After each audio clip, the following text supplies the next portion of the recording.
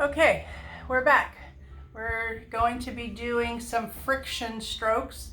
I've turned my client supine for you.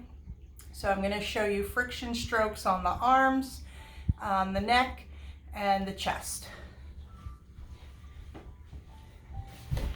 Okay, so again, when I'm working the head, I want to sit and relax because it's much more easier for me to manipulate my client when I'm sitting than when I'm standing. Okay, so again, when I want to drape the client on the supine side, I can either, if it's a male client, I can either drape him at the waist, but we won't do that. We usually just drape at the chest. So I'll come down to about here. And again, you're going to roll up the side, pull the arm out, tuck, and then put the arm down. Now you can move the blanket out of the way. If say you don't want the client touching the blanket so you don't have to wash it every time, you can do that. I'll show you that one. So you would move the blanket out of the way. Same idea though, roll the sheet, tuck, and then you can lay the arm down on the sheet and the blanket's out of your way, it stays clean. Okay. All right, friction. So the reason we use friction is to bring blood to an area. Okay. This is used as opposed to a slide, glide, shingle stroke because we want to create heat in the area. Okay.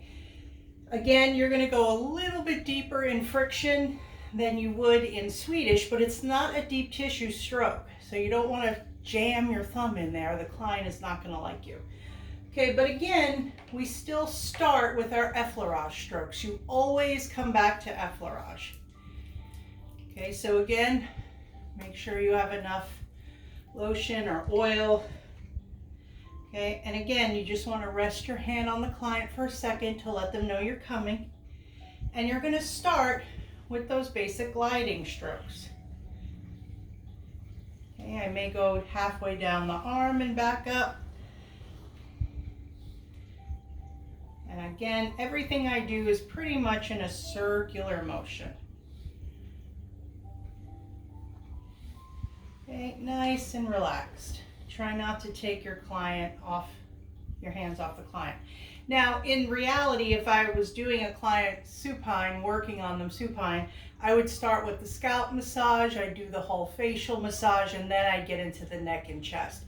But we don't really friction the head or the face, so I'm just going to start with the neck. Okay, so the first friction that we do is circular friction.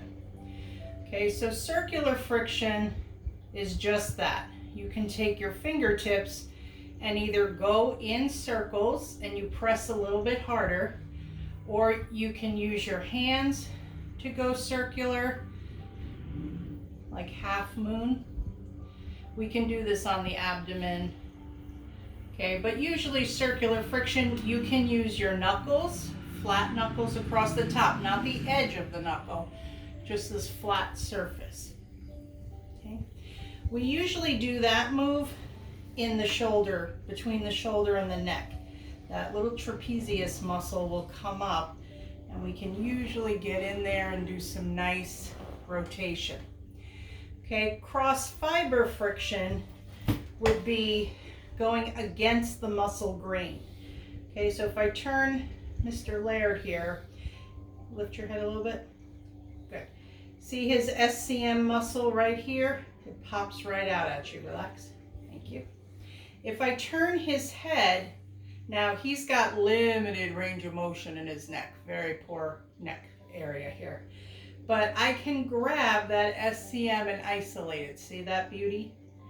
And yeah, it's tender because he's really tight. But I can isolate it and follow it all the way up. The mistake a lot of therapists make is they don't remember that the SCM muscle goes diagonal. Okay, so it starts right here. I'm pressing my finger right on it. So right where your two clavicle bones come together, that's where it originates. Okay, then it travels up and it hits the mastoid process right under the earlobe where that bony ridge is. So what a lot of therapists do is they start to strip that muscle, but then they take a turn. They keep going straight instead of following the diagonal.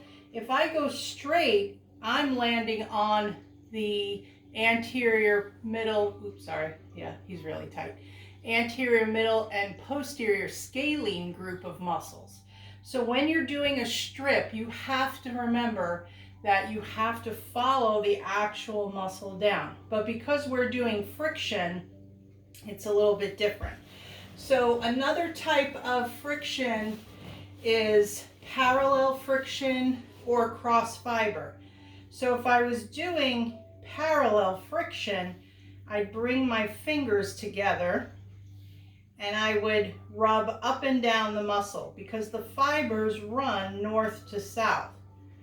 Okay, and here I'm doing it a little faster than I would a different Swedish stroke because, as you can see, I'm making them a little red there. I want to bring blood to that muscle, hyperemia. If I was doing cross fiber friction, I'd be going opposite of the directions. Okay, if I want to do cross fiber on the scalenes, I'm going to do a west-east move versus a north-south move. Now, what do you do if a muscle is a circle? Okay, if we look at the pec muscles go around, and I'm just going to undrape you just a little bit more.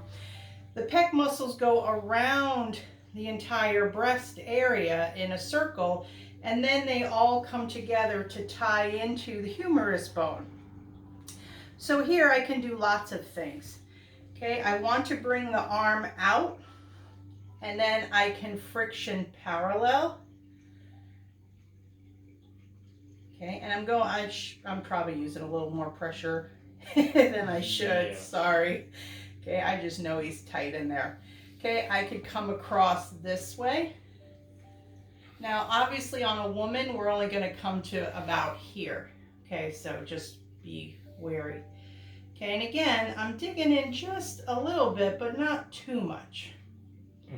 Well, I am probably digging in a little more than I should. Okay, I can do knuckles, but again, if you have a small space, you gotta be careful. Okay, circular friction. Okay, I can do hand over hand circular. I can do one hand. Okay, so just remember, I know you guys haven't learned your muscles yet. I'm torturing him right now. Okay, just remember though that if you're going with the grain of the muscle, you're doing parallel friction. You can do a little bit of sawing if you wanted to. Okay? Yeah, do it on this side now. Okay. Jeez.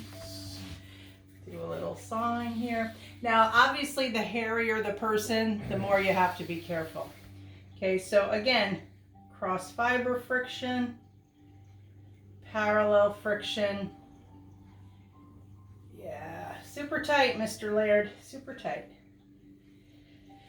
Okay, and that's still Swedish. Okay, I was getting a little deep in there, but you can still do Swedish. Okay, then from there, you can go right into the arm.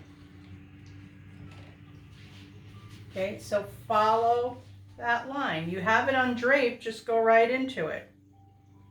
Again, always start basic glide.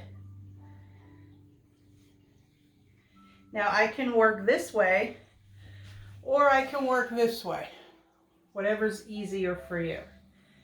Okay, so now I have that bicep muscle. Okay, if I want to friction, I can put his arm on my leg and I can get in there and just friction. Okay, now if I was doing deep tissue, I would come under that muscle and dig in here. Again, I'm not in the armpit where that endangerment site is, but I'm coming under Yeah, that's really sensitive, so we won't do that. Don't do that to anybody because you don't know what you're doing yet. Okay, so if I'm, again, doing the arm here, I can go back to my petrissage, my effleurage stroke and do my stripping here. Okay. Okay. I could go back and do my shingle stroke. So you're gonna hop in and out of effleurage with everything you do. Okay, so again, if I want to do cross fiber friction, the forearm muscles run north to south. I'm going to come across the body. This is Swedish, not deep tissue. I know, I'm sorry. He's like, this is Swedish, not deep tissue. If I want to take my knuckles, I could go knuckle to palm. Knuckle to palm. Again, watch out for that elbow joint, so if you need to, just pull them out a little bit. Knuckle to palm. And then to redrape, just put them back.